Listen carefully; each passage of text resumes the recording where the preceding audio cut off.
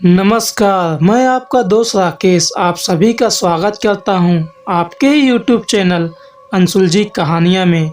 दोस्तों, अगर आपको आज की कहानी पसंद आए तो वीडियो को लाइक, शेयर और चैनल को सब्सक्राइब करना ना भूलें और ऐसे ही वीडियोस पाने के लिए हमारे चैनल पर विजिट करें। तो चलिए चलते हैं आज की कहानी की ओर। मेरा नाम हैप्पी है और मैं एलएलबी का स्टूडेंट हूँ। मैं एलएलबी की पढ़ाई करने के लिए मैक्सिको गया था। वहाँ मुझे एक घर चाहिए था जहाँ पर मैं पेइंग गेस्ट बनकर रह सकूँ, लेकिन मुझे पूरे मैक्सिको शहर में कोई घर रहने के लिए नहीं मिल पा रहा था।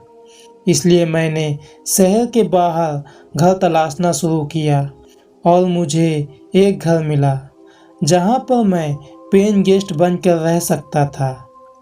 उस घर में केवल अंकल आंटी रहते थे। उनका घर उस कॉलोनी के सबसे आखिरी में पड़ता था। उनके घर के बगल में एक पुराना खंडहर हवेली था। उस कॉलोनी में सभी के घर थोड़ी थोड़ी दूरी पर थे। मैंने उन अंकल से बात की और उन अंकल ने मुझे ऊपर वाला कमरा रहने के लिए दे दिया। शाम के समय मैं आसपास की जगहों को देखने के लिए घर से निकल पड़ा। मुझे वहाँ पर कुछ लोग मिले जो मुझसे कह रहे थे कि तुम्हें मैंने पहले यहाँ कभी नहीं देखा, तुम यहाँ नए लगते हो। तब मैंने कहा, हाँ, मैं यहाँ नया हूँ। एलएलबी की पढ़ाई करने के लिए मैं मैक्सिको आया हूँ। तब उन्होंने कहा, तुम किसके घर रहने के लिए आए हो? तब मैंने उन अंकल आंटी के बारे में बताया। उन सभी लोगों ने कहा कि तुम जहाँ रहने के लिए आए हो उस घर के बगल में एक हवेली है। वह एक भूतिया हवेली है। उस हवेली से अजीब अजीब आवाज़ें आती हैं। उस हवेली में तुम कभी भी मत जाना और मेरी बात मानो तो उस हवेली की तरफ देखना भी मत। वैसे तो मैं भूत प्रेतों पर विश्वास नहीं करता, इसलिए मैं मुस्कुराते हुए उनसे कहने लगा, अच्छी कोशिश है मुझे डराने की। ठीक है, अब मैं चलता हूँ। उसके बाद मैं आसपास की जगहों को घूमा, फिर मैं वापस घर चला गया। मैं दिन भर का थका था, इसलिए मैंने खाना खाया और सोने के लिए सीधा अपने कमरे में चला गया। रात के करीब 3 बज रहे होंगे। मुझे किसी के रोने की आवाज़ सुनाई दी। रोने की आवाज़ की वजह से मेरी आंखें खुल गई। इतनी रात को कौन रो रहा है और यह रोने की आवाज़ कहाँ से आ रही है, मैं यह सोचने लगा। फिर मैं यह देखने के लिए कमरे से बाहर निकला कि रोने की आवाज़ कहाँ से आ रही है। यह आवाज़ हमारे घर से तो नहीं आ रही थी, यह आवाज़ कहीं बाहर से आ रही थी। मैंने अंकल आंटी को जगाया और उनसे कहा, रोने की आवाज़ आ रही है, कोई रो रही है। तब अंकल ने कहा, कोई रो रही होगी, इससे तुम्हें क्या, तुम यहाँ रहने और पढ़ने के लिए आए हो तो उसी पर ध्यान दो और इन सभी चीज़ों से दूर रहो। वह मुझे डांट कर कह रहे थे। मुझे कुछ समझ में नहीं आ रहा था कि ऐसा मैंने क्या कह दिया कि वह मुझ पर इतना गुस्सा हो गए। मैं चुपचाप अपने कमरे में चला गया और बिस्तर पर लेट गया, लेकिन वह रोने की आवाज़ अब और भी तेज होती जा रही थी। मुझे अब उस आवाज़ की वजह से सोने में परेशानी हो रही थी। मुझे नींद नहीं आ रही थी। कौन रो रही है और क्यों रो रही है, यह मैं जानना चाहता था। इसलिए मैं उस आवाज़ के पीछे जाने लगा। वो आवाज़ उस पुरानी हवेली से आ रही थी। मैं उस आवाज़ का पीछा करते हुए उस हवेली के अंदर चला गया। चारों तरफ झाड़ियाँ उगी हुई थी, बड़े बड़े घास लगे हुए थे। ऐसा लग रहा था कि जैसे कई सालों से इस हवेली में कोई आया ही ना हो। वहाँ पर लगे पेड़ भी बहुत डरावने दिख रहे थे। मैं उस हवेली के पास पहुँचा। उस हवेली का दीवार बहुत ही पुराना और मैला सा दिख रहा था। वहां की खिड़कियां टूटी हुई थी। मैंने उस हवेली का दरवाजा खोला। हवेली के अंदर चारों तरफ जाले लगे हुए थे। मैं हवेली के अंदर इधर उधर देखने लगा। ये रोने की आवाज़ तो इसी हवेली से आ रही है। मैं कुछ आगे गया तो मुझे लगा कि यह आवाज़ ऊपर की मंजिल से आ रही है। सामने ऊपर की मंजिल पर जाने के लिए सीढ़ियाँ थी। मैं उसी सीढ़ियों से ऊपर की तरफ जाने लगा। रोने की आवाज़ अब तेज हो रही थी। मैं ऊपर की मंजिल पर पहुंच गया। रोने की आवाज़ एक कमरे से आ रही थी। मैंने उस कमरे के दरवाजे को धीरे से खोला और मैंने देखा एक लड़की सर को झुकाकर रो रही थी। उसका चेहरा दूसरी तरफ था। मैं उसको उसके पीछे से देख रहा था, मतलब उसका पीठ मेरी तरफ था। मैंने उसको आवाज़ दिया, क्यों रो रही हो और तुम यहाँ कैसे पहुँची? यह सुनकर रोने की आवाज़ बंद हो गई और उसने पलटकर मेरी तरफ देखा। उसका चेहरा बिल्कुल सफ़ेद था। उसकी आंखें थी ही नहीं। उसकी आंखों की जगह पर सिर्फ 2 गड्ढे थे। उसके मुंह से खून बह रहा था। वह बहुत डरावनी दिख रही थी। वह एक चुड़ैल थी। मैंने पहली बार किसी चुड़ैल को इतने नज़दीक से देखा था। उसने बहुत तेजी के साथ मुझ पर झपट्टा मारा और मेरी आंख खुल गई। मैं अपने बिस्तर पर था। सूरज आसमान में चढ़ चुका था। सुबह के 11 बज रहे थे। यह एक सपना था, लेकिन बिल्कुल हकीकत हो ऐसा लग रहा था। डर की वजह से मेरा गला सूख चुका था। मेरी सांसें चढ़ चुकी थी। मैं हाँफ रहा था। फिर मैंने पानी पिया। मुझे मेरा सपना पूरा याद था। मैं कुछ भी नहीं भूला था।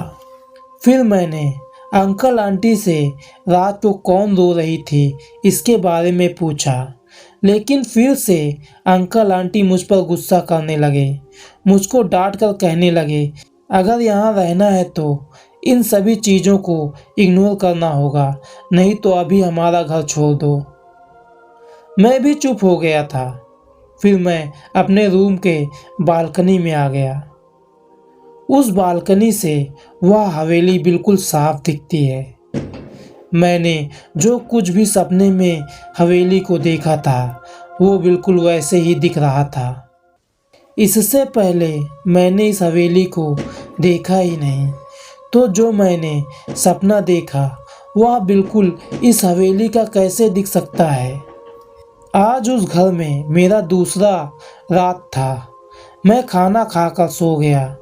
करीब 3 बजे फिर से वो रोने की आवाज़ आने लगी। आवाज़ धीरे धीरे तेज होती जा रही थी। ऐसा लग रहा था कि जैसे कोई मुझे अपनी मदद के लिए बुला रही हो। अंकल आंटी से कुछ भी नहीं कह सकता था, इसलिए मैं उस रोने की आवाज़ का पीछा करने लगा। मैं देखना चाहता था कि जो कुछ भी मैंने कल सपने में देखा, क्या वह हकीकत से कोई भी ताल्लुक़ रखता है। मैं उस रोने की आवाज़ का पीछा करते हुए उस हवेली में चला गया। बिल्कुल कल के सपने की तरह माहौल था। चारों तरफ झाड़ियाँ उगी हुई थी। बड़े बड़े घास लगे हुए थे। पेड़ बहुत ही डरावने दिख रहे थे। सब कुछ सपने के जैसा था। मैं उस हवेली के पास चला गया। जब मैंने उस हवेली का दरवाज़ा खोला तो देखा कि वह हवेली अंदर से भी वैसा ही था जैसे मैंने सपने में देखा था। चारों तरफ मकड़ियों के जाले लगे हुए थे। बिल्कुल डरावना सा माहौल था और वो रोने की आवाज़ उस माहौल को और भी डरावना बना रहा था। मैं उसी सीढ़ियों को पकड़कर उस हवेली के पहली मंजिल पर चला गया। वह रोने की आवाज़ उसी कमरे से आ रही थी जिसे मैंने सपने में देखा था। मैंने धीरे से उस कमरे के दरवाजे को खोला, लेकिन जब मैंने उस कमरे के अंदर देखा तो कोई भी नहीं था। यह आवाज़ इसी कमरे से आई थी, लेकिन इस कमरे में तो कोई भी नहीं था।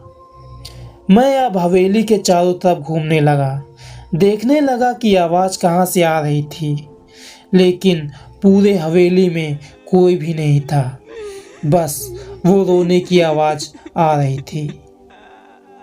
मैं वापस घर चला आया और अपने बिस्तर पर लेट गया। रोने की आवाज़ अब भी आ रही थी। ऐसा लग रहा था कि जैसे कोई बहुत दर्द में हो। मैंने अपने कान को बंद कर लिया। मैं उस दर्द से भरे रोने की आवाज़ को नहीं सुनना चाहता था और कुछ देर बाद वो आवाज़ आना बंद हो गई। सुबह के 4 बज रहे थे। यह आवाज़ सिर्फ 3 और 4 के बीच में ही आती। मैं सुबह सुबह अंकल आंटी से यह पूछने लगा कि रोने की आवाज़ क्या आप लोगों को नहीं सुनाई देती? तब अंकल आंटी गुस्सा तो हुए, लेकिन फिर उन्होंने मुझे बताया कि जो तुम आवाज़ सुन रहे हो वह मेरी बेटी की आवाज़ है। मेरी बेटी 10 साल पहले इसी हवेली के अंदर गई थी, लेकिन इसके बाद वह कभी भी बाहर नहीं आई। उसको हमने इस हवेली में बहुत बार ढूंढा, लेकिन वह हमें कभी भी नहीं मिली। हमने पुलिस को भी इसकी रिपोर्ट लिखाई, लेकिन पुलिस वालों को भी कुछ नहीं मिला। हमें रोज रात को हमारी बेटी की आवाज़ सुनाई देती है। वह बहुत तकलीफ में है। वह रोती रहती है, हमें अपने मदद के लिए बुलाती है, लेकिन हम उसकी मदद नहीं कर पाते। मैं और मेरी पत्नी कई बार अपनी बेटी की मदद करने के लिए इस हवेली के अंदर गए, लेकिन मेरी बेटी की सिर्फ आवाज़ ही उस हवेली में सुनाई देती है। वह मुझे कहीं भी नहीं दिखती। यह सब बताते हुए अंकल आंटी की आंखों में आंसू आ गए। मैंने फैसला ले लिया कि मैं अंकल आंटी की बेटी को उस हवेली में ढूंढ कर रहूँगा। मैं पूरा दिन उस हवेली में ही था। उस हवेली को चारों तरफ से अच्छे से देख रहा था। उनकी बेटी उस हवेली में मुझे कहीं नहीं मिली, ना ही रोने की आवाज़ आ रही थी। मैं घर वापस आ गया। फिर मैंने सोचा कि रात को जब रोने की आवाज़ आएगी तब मैं उस हवेली के अंदर जाऊंगा और उनकी बेटी को ढूंढूंगा। मैं अब उस समय का इंतज़ार कर रहा था कि कब वो रोने की आवाज़ आए। घड़ी में 3 बजते ही वो रोने की आवाज़ मुझे सुनाई देने लगी।